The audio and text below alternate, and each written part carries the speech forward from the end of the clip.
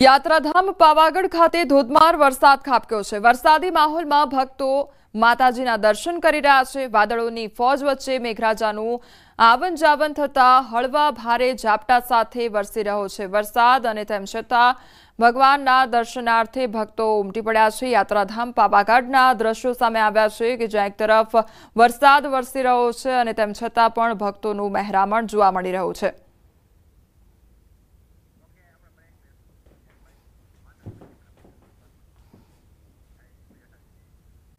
Break બાદ આપનું સ્વાગત છે। સમાચારમાં આગળ વધીએ તો સિહોરના મગલાણા ગામના સોલાર પ્લાન્ટમાં કામ કરતા 5 લોકો પાણીના પ્રવાહમાં ફસાયા હોવાની ઘટના બની છે।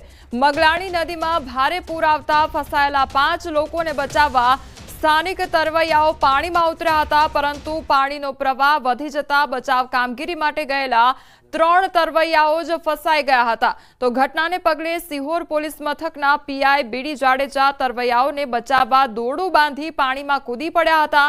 પાણીની ઊંડાઈ 6 ફૂટ કરતા પણ વધારે હોવા છતાં પીઆઈ જાડેજાએ પોતાની પરવા કર્યા વગર પાણીમાં ઉતરી ગયા હતા અને સ્થાનિક લોકોની મદદથી હાલ 3 તરવૈયાઓની રેસ્ક્યુ કામગીરી કરવામાં આવી હતી। જો કે હજુ પણ 5 જેટલા લોકો પાણીમાં ફસાયા હોવાની માહિતી સામે આવી રહી છે। જો કે તમામ સુરક્ષિત હોવાની જાણકારી ઉપલબ્ધ થઈ છે। ફસાયેલા લોકોને બચાવવા હાલ વહીવટીતંત્ર દ્વારા બોટ મંગાવવાની કામગીરી પણ હાથ ધરવામાં આવી છે। સંવાદદાતા નીતિન અમારી સાથે જોડાઈ ગયા છે। નીતિન, સિહોરમાં સતત વરસાદ વરસી રહ્યો છે, પાણીનો પ્રવાહ વધી રહ્યો છે, લોકોને કેવી રીતે બહાર કાઢવામાં આવી રહ્યા છે?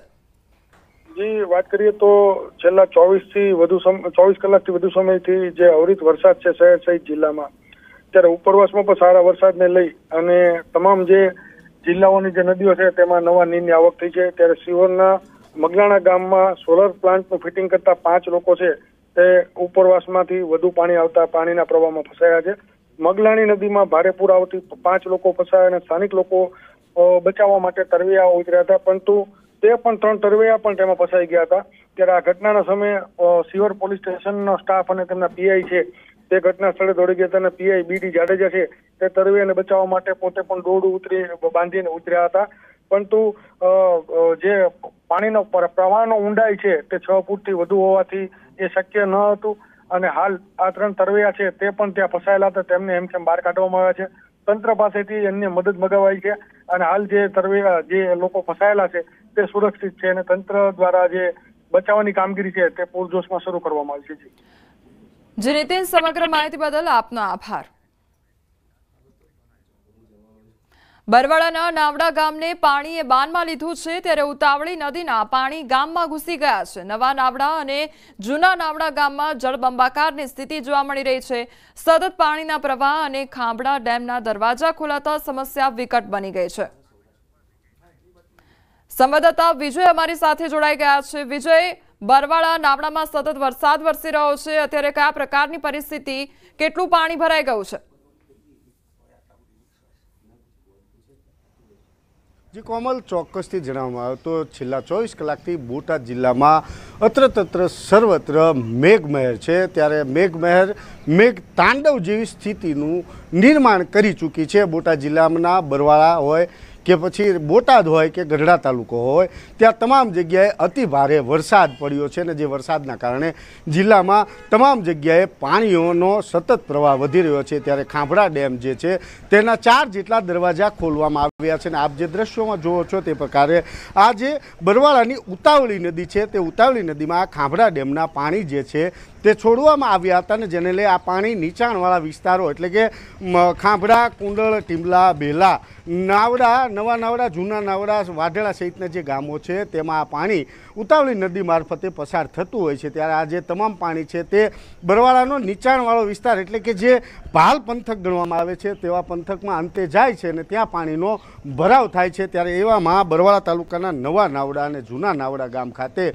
હાલ સંપૂર્ણ પાણીનો ભરાવ થઈ ચૂક્યો છે અને સમગ્ર ગામની અંદર હાલ કમરસમાં પાણી ભરાઈ ચૂક્યા છે। લોકોની અવરજવર ક્યાંક ને ક્યાંક બંધ થઈ ચૂકી છે, તો કે મુશ્કેલીમાં ક્યાંક ને ક્યાંક લોકોને વધારો થઈ રહ્યો છે। ત્યારે હાલમાં જે પ્રાથમિક માહિતી મળી રહી છે તે મુજબ વધુ એક રાણપુર તાલુકાના ગુંદા ગામનો જે ડેમ છે તે ગુંદા ડેમ પણ હાલ 2 દરવાજા 0.30 મીટર સુધી ખોલવામાં આવ્યા છે અને તે પાણી પણ આજ ઉતાવળી નદીમાં છોડવામાં આવ્યું છે છે અને આ ઉતાવળી નદી મારફતે આ જ નીચાણવાળા ગામોમાં આ પાણી જશે ત્યારે પાણીના પ્રવાહમાં ક્યાંક ને ક્યાંક હજુ પણ વધારો થઈ શકે છે। સાથે જ બરવાળા ખાતેથી જે મુખ્ય પ્રવેશ દ્વાર સમાન આ ગણાતો બરવાળા ઉતાવળી નદીનો જે પુલ છે તે પણ હાલ એક તરફી કરી દેવામાં આવ્યો છે। ધંધુકા તરફ જતો જે રસ્તો છે તે એક તરફી બંધ કરી દેવામાં આવ્યો છે ને માત્ર એક તરફથી બંને તરફના વાહનોની અવર જવર કરવાનું હાલ શરૂ છે। તંત્ર દ્વારા એક તરફી રસ્તો બંધ કરી દેવામાં આવ્યો છે ત્યારે સમગ્ર સૌરાષ્ટ્રના પ્રવેશ દ્વાર સમાન